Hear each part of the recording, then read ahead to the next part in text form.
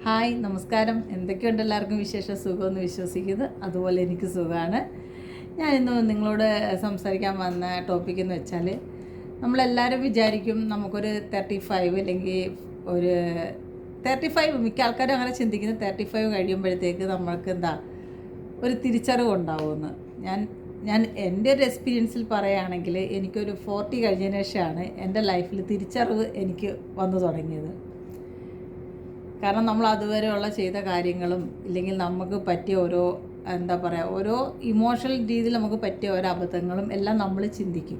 അയ്യോ, നമ്മളത് ചെയ്യേണ്ടായിരുന്നു എന്നൊക്കെ നമ്മൾ പല കാര്യങ്ങൾ കൊണ്ട് ചിന്തിക്കും. എൻ്റെ ലൈഫിൽ അങ്ങനെ ഒരു ഇൻസിഡൻറ്റ് പറയാനാണെങ്കിൽ, ദുബായിൽ വെച്ച് ഞാൻ ജോലി ചെയ്ത കുറേ പൈസ ഞാനിങ്ങനെ എൻ്റെ അക്കൗണ്ടിൽ എനിക്ക് അന്ന് ഈ ഈ ഈ ഒരു ഏജ് ഉണ്ടെങ്കിൽ ഒരിക്കലും ഞാൻ ആ ഒരു പരിപാടി ചെയ്യില്ല. കാരണം നമ്മളുടെ അക്കൗണ്ടിൽ നമ്മൾ സേവ് ചെയ്ത് വെച്ചിരുന്നു. പക്ഷെ അതൊരിക്കലും എനിക്കത് ഇന്ത്യൻ അക്കൗണ്ടിലോട്ട് ട്രാൻസ്ഫർ ചെയ്ത് മാറ്റാൻ എനിക്കൊരു ബുദ്ധി തോന്നിയില്ല. അവിടുത്തെ അക്കൗണ്ടിൽ തന്നെ വെച്ചിരുന്നു. പക്ഷേ പ്രത്യേകിച്ച് എന്നെ ഒരാൾ ഹെൽപ്പ് ചെയ്ത ഒരാൾ ഒരിക്കലും എന്നോടൊരു ഹെൽപ്പ് ചോദിച്ചാലും അല്ലെങ്കിൽ ആര് ഹെൽപ്പ് ചോദിച്ചാലും എൻ്റെ കയ്യിൽ വെച്ചോണ്ട് ഒരിക്കലും ഞാൻ ഇല്ല എന്ന് പറയില്ല. അങ്ങനെ ആറ്റിറ്റ്യൂഡുള്ള സ്ത്രീയാണ് ഞാൻ.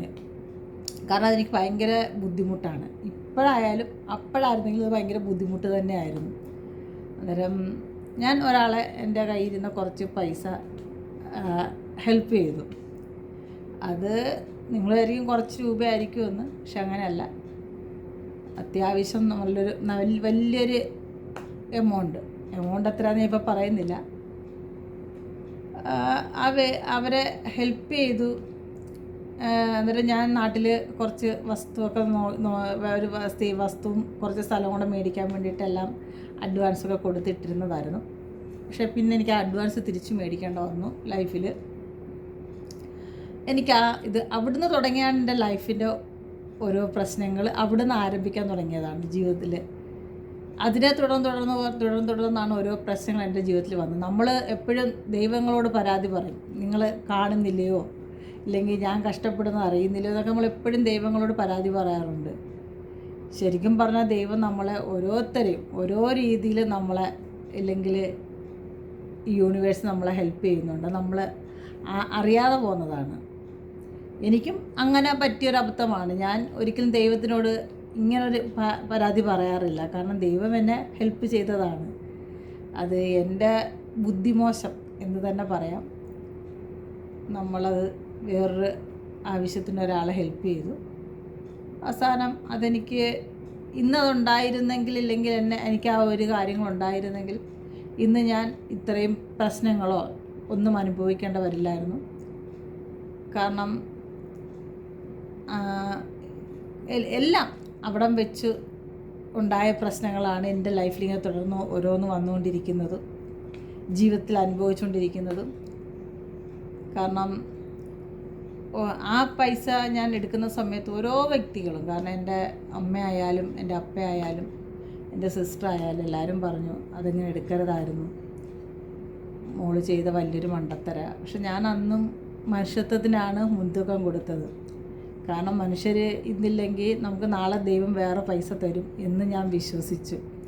പക്ഷെ അങ്ങനെയല്ല. ദൈവം നമുക്ക് ഒരു വഴിയേ തരുള്ളൂ രക്ഷപ്പെടാൻ. നമ്മൾ ആ വഴി തന്നെ മുറുക്കെ പിടിച്ച് നമ്മൾ മുന്നോട്ട് കയറാൻ നോക്കണം. അതിൽ നിന്ന് പിടിച്ച് താഴ്ത്തിടാൻ പല ആൾക്കാരും വരും. പക്ഷേ ഞാൻ അതിൽ നിന്ന് പിടിച്ച് താഴ്ന്നാണ് കീഴ്പോട്ട് പോയത്. അതിൽ വിഷമമുണ്ട്, സീരിയസ്ലി പറഞ്ഞ വിഷമമുണ്ട്. കാരണം ഞാനൊക്കെ ഇന്നും കുറേ ബുദ്ധിമുട്ടുകളും കുറേ ടെൻഷനൊക്കെ അനുഭവിക്കുന്നുണ്ട്. പക്ഷേ ആ വ്യക്തി നമുക്ക് ആ പൈസ തരുന്നല്ല, മാസം തോറും കയ്യിലുള്ള തുച്ഛമായ വരുമാനത്തിൽ നിന്ന് ആ ഒരു ചെറിയൊരു എമൗണ്ട് എനിക്ക് തരുന്നുണ്ട്. ഇല്ലെന്ന് പറയാൻ ദൈവദോഷം കിട്ടും, തരുന്നുണ്ട്. പക്ഷെ അതിൽ ഒരു ഭാഗം പോലും ആവില്ല എനിക്ക് തരുന്നത്. എന്നിട്ടും ഞാൻ ഇത്രയും ബുദ്ധിമുട്ടുകൾ അനുഭവിക്കുകയും കഷ്ടപ്പാട് അനുഭവിക്കുകയും ചെയ്യുന്നുണ്ട്. പക്ഷെ ഞാൻ ആരോടും പരാതി പറയാറില്ല, പറഞ്ഞിട്ടും കാര്യമില്ല. കാരണം നമുക്ക് തോന്നിയ ഒരു എടുത്തുചാട്ടമാണ് കയ്യിലിരുന്ന പൈസ എടുത്ത് ഒരാളെ ഹെൽപ്പ് ചെയ്യുക. അത് 1 2 ആണെങ്കിൽ കുഴപ്പമില്ല. വലിയൊരു എമൗണ്ടാണ്. കാരണം എൻ്റെ ഈ ആയുസ്സിൽ എനിക്കിനി എൻ്റെ ഈ ആയുസ്സിൽ ഉണ്ടാക്കാൻ പറ്റുന്നതിനെക്കാട്ടി ഏറ്റവും വലിയൊരു എമൗണ്ടാണ് എൻ്റെ കയ്യിൽ നിന്ന് അങ്ങ് നഷ്ടമായത്. അതോടെ എല്ലാം വിട്ടഴിഞ്ഞ് തിരിച്ച് നാട്ടിൽ വരേണ്ട അവസ്ഥ വന്നു. എല്ലാമായി ഇപ്പം പല പല പല പ്രശ്നങ്ങൾ നമ്മുടെ ജീവിതത്തിൽ ഇങ്ങനെ ഓരോന്നോരോന്ന് വന്നുകൊണ്ടിരിക്കുന്നു. അപ്പം ദൈവത്തെ നമ്മൾ പഴി പറയരുത്. നമ്മളെ ദൈവം കൈവിടില്ല, ഓരോ മനുഷ്യരെയും. കാരണം ഞാൻ മിക്ക ആൾക്കാരും പറയുന്നത് കേട്ടിട്ടുണ്ട്, ദൈവമേ നിങ്ങൾ കാണുന്നില്ലയോ ഞാൻ കഷ്ടപ്പെടുന്നത്. ദൈവം തരേണ്ട എല്ലാം നമുക്ക് തരും, നമ്മൾ ജീവിക്കേണ്ട രീതികളെല്ലാം ദൈവം കാണിച്ചു തരും. പക്ഷെ നമ്മളതെല്ലാം തട്ടി മാറ്റിയിട്ട് എനിക്ക് പോകേണ്ടത് ഇപ്പുറത്തെ വഴി കൂടെയാണെന്ന് പറഞ്ഞ് പോകുമ്പോൾ ദൈവം എന്ത് ചെയ്യാനാ? ആ അവസ്ഥയാണ് എനിക്കും ഉണ്ടായത്. പക്ഷേ ഇന്ന് ഞാൻ അതൊന്നും ആലോചിച്ച് റിഗ്രറ്റ് ചെയ്യുന്നുമില്ല. പക്ഷെ എനിക്ക് നിങ്ങളോട് ഷെയർ ചെയ്യണം തോന്നിയത് കൊണ്ടാണ് ഞാനിത് പറഞ്ഞത്.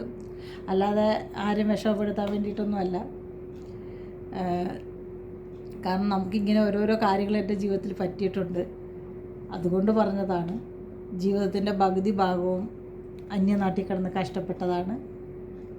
എന്നിട്ട് എന്തോ ഒരു ബുദ്ധിമോശത്തിന് ഒരാളെ ഹെൽപ്പ് ചെയ്യണമെന്ന് തോന്നി, ഹെൽപ്പ് ചെയ്തു. അവസാനം ഇന്ന് ചിലപ്പം ദൈവം ആ ഒരു കാര്യം നമുക്ക് ദൈവം നടത്തി തരാതിരുന്നത് നല്ലതിന് വേണ്ടിയിട്ടായിരിക്കും. ചിലപ്പോൾ അതിലും വലുത് ദൈവം എന്തോ കരുതി വെച്ചിട്ടായിരിക്കും. ഞാൻ അങ്ങനെ വിശ്വസിക്കുന്ന ഒരാളാണ്. കാരണം എൻ്റെ കൂടെ ചുറ്റുമുള്ളവരായാലും എല്ലാവരും ഞാൻ അങ്ങനെ ചിന്തിക്കാൻ ആഗ്രഹിക്കുന്നതാണ്. ദൈവം നമുക്ക് ഓരോരുത്തരെ നഷ്ടപ്പെടുത്തുന്നതായാലും നാളെ എന്തോ ദൈവം നമുക്ക് കരുതി വെച്ചിട്ടുണ്ട് എന്നുള്ള രീതിയിൽ ഞാൻ വിശ്വസിക്കുന്നൊരു വ്യക്തിയാണ്. നഷ്ടപ്പെട്ടതിനെ ഓർത്ത് നമ്മൾ ദുഃഖിച്ചിട്ട് കാര്യമില്ല. ഇനി നമ്മുടെ ലൈഫിൽ എന്തുണ്ടാകാൻ പോകുന്നു. എനിക്ക് അങ്ങനെ കൂടുതൽ പൈസയൊന്നും വേണമെന്ന് ആഗ്രഹമൊന്നുള്ള ആളല്ല. ഉള്ള രീതിയിൽ സന്തോഷ സമാധാനത്തോടെ അങ്ങ് ജീവിക്കണം. പിന്നെ ദൈവം അങ്ങോട്ട് വിളിക്കേണ്ട ടൈമിൽ ആ കറക്റ്റ് ടൈമിൽ അങ്ങ് പോകും, ആരും ഉപദ്രവിക്കാതെ. അല്ലെങ്കിൽ ആർക്കും ഒരു ബുദ്ധിമുട്ട് നമ്മൾ കാരണം ഉണ്ടാവാതെ അങ്ങ് പോകണം. അത്രയൊക്കെയുള്ള എൻ്റെ ആഗ്രഹങ്ങൾ. അപ്പോൾ എല്ലാവരും സന്തോഷം സമാധാനമായിട്ടിരിക്കണം. പിന്നെ സഹായിക്കണം. എന്നെപ്പോലെ മന്ദബുദ്ധി ആവരുത്, സീരിയസ്ലി പറയാം.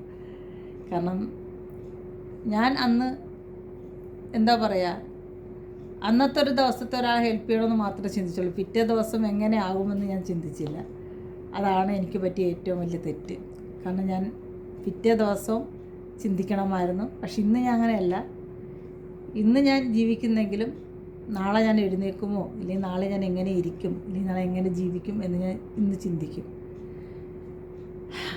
പക്ഷേ ദൈവം കൈവിടില്ല. മുന്നോട്ട് നമ്മളെങ്ങനെ എന്താ പറയുക, ഒരു ബലൂൺ വെള്ളത്തിൽ ഇങ്ങനെ തട്ടി പോവുമല്ല, അല്ലെങ്കിൽ കാറ്റിലിങ്ങനെ പറന്ന് പോവുമല്ല, അതുപോലെ ദൈവം കൊണ്ടുപോകും. കൈവിടേണ്ട രീതിയൊന്നും ദൈവം നമുക്ക് ഇടവരുത്തില്ല, താങ്ങിപ്പിടിക്കും എന്ന് ഞാൻ വിശ്വസിക്കുന്നു.